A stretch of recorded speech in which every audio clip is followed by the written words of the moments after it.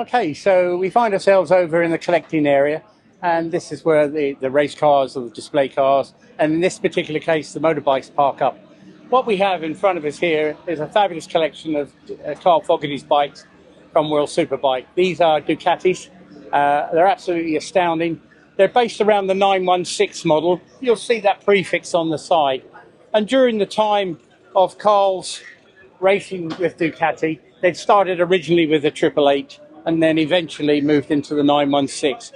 These are liquid cooled fuel injection motors, and in its era, it was something very special.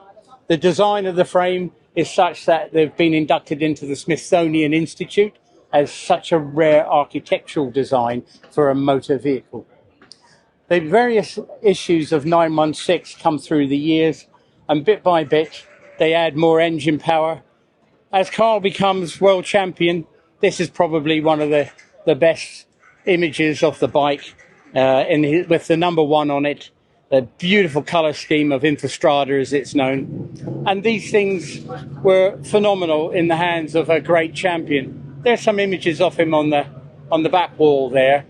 They move up eventually into the 996. So basically, as the different motors evolve, you end up with slightly more power, slightly better handling. And in the world of racing, they're always coming up with something that's the latest. I have to point out, however, my favourite. We have here a 888, and that's what I have in my own personal collection.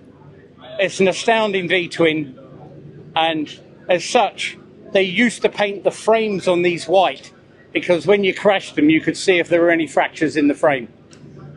The liquid-cooled engine preceded the 916, so this was really a development bike with a slightly different trellis frame, and you can see the cross-sections of trellis compared to the 916, which is pretty straightforward angle between the steering head right down to the swinging arm. This was slightly different layout. I'm very fortunate the one I've got has done ranked 3 times the Isle of Man TT, and I've been very lucky to ride it. Giancarlo Filappa, who this one is styled after, and it may have been his bike, famously rode these so hard that occasionally he would crash and knock himself out. On one particular race, he ended up in a coma, and the whole team and everyone at the circuit was in despair. 2 days later, he came round, and on the finish line, the team wrote to the crowd in Italian, "The lion has awoken." And there was never a dry eye in the house after that. Filappa still attends major events for Ducati and is seen as a bit of a hero. We find ourselves here with one of Marco Melandri's bikes. This is really the height of technology a few years ago. And at the end of the season, they have been known to sell them. And someone I know actually bought a Marco Melandri, a Ruben Ducati, and put it on the road. It doesn't have a frame number, and it comes with slicks. And it turns up occasionally at Ducati events. It's absolutely astounding to see it and hear it. As we go along there, we're going back a little bit now, and we're starting to find some of the people who rode in the different era. So the Airwaves Ducati here, absolutely beautiful. The Elite Ducati, the MotoGP bike.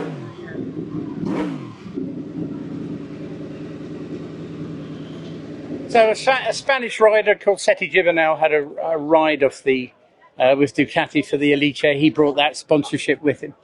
And so this is a MotoGP bike, and it would have everything that you'd have on a Formula One engine, but in a bike. So the only thing it has in common with a road bike is 2 wheels. It is an astounding act of ingenuity. I'm Paul. Hello, Paul. Nice to meet you. I'm Ian. Hi, Ian. Hello. Please tell us about the Aprilia. It's absolutely stunning, of course. Well, it's a 2018 works bike. It was ridden by Eugene Laverty in the World Superbike Championship. Yes. After 2018, Aprilia decided to concentrate on MotoGP. So this was the last of their official works entries for World Superbike. It's an RSV 4-cylinder bike.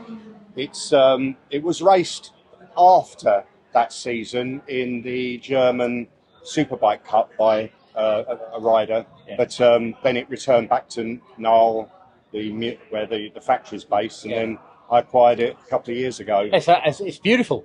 It does remind me, and it is an era with Biaggi, and obviously you had the Alitalia colour scheme. Of course, yeah. And that would have been a few years before that, undoubtedly. Absolutely. But the same concept engine there. People were really making a bit of muttering about, oh, it's a MotoGP bike and all of that. But it wasn't. It was a road bike. Yeah, I mean, it's based on, all world superbikes have to be built based on a road bike. The only thing I would say, however, is that this is about 50 horsepower more than the road version. And it's quite a sophisticated startup system. So there's certain procedures you have to go through before you can run it. Not unlike the road bike. Temperatures are very critical. You have to get the oil and the water to a certain level before you can run it. So not unlike a Formula One engine, where it has a life support system. Absolutely. And then you have also with the gearbox, it's got a racing gearbox in it. It has a lever on here which basically engages or disengages the gearbox. So to put it into neutral, you have to pull that lever in. Okay. And then what it does was, irrespective of what gear the bike was last in, when you pull that in, it takes it right back to zero. Okay. And then it's 1, 2, 3, so you start again. So you start again, yeah. Yeah. But it flummoxes some people because they can't, trying to get it into neutral, realise they can't get it in, but that's because you have to pull that lever. It's just like, and are you going to be running it up the hill today? I'll be running it today, but tomorrow and the next day will be former British champion Nigel Bosworth. Yes. He's going to be riding it. So he was also the test rider for the Petronas World Superbike team, basically that bike over there or the factory behind that.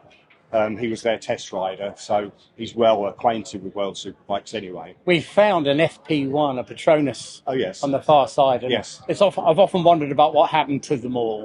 Well, they made a big bunch of them, and a lot of them went to the Philippines. I know they're a Malaysian company, but they went to the Philippines. Some came back here.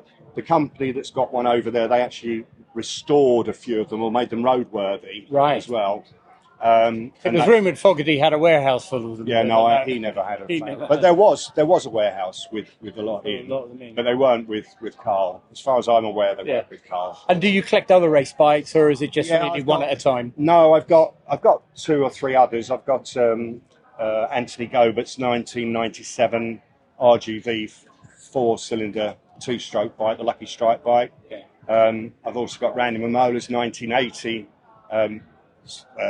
Suzuki RG500, which is the one that he took over when Barry Sheen left to join Yamaha. With the number 10 on it, I think. Yeah, well, that 10 was more Grant, but funny enough, I was running it, Randy was riding it 2 weeks ago in Zolder, because it was the 45th anniversary of the one and only Zolder Grand Prix, and also the 45th anniversary of his first ever Grand Prix win. Right. So it was cool for him to actually ride the bike that he rode originally 45 years ago. So I lent him the bike to ride. Is that right? So I saw him talking to Susie Perry. It was the Dutch Grand Prix or whatever it was. That's right, yeah. And he was on another bike there. That wasn't your one. So that one was that was a number 10 Grant. Yeah, I was going to say, I said to my wife, that's a Grant bike. Yeah. And he went, no. I don't know, number 10's a Grant bike. No, so basically mine normally runs with 3, which is what he finished the season running number 3.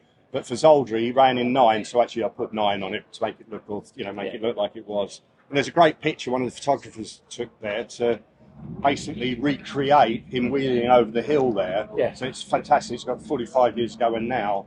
So really, really lovely. Fantastic. Look, can I just say thank you very much? No problem at all. It's always lovely talking to a fellow bike fan. And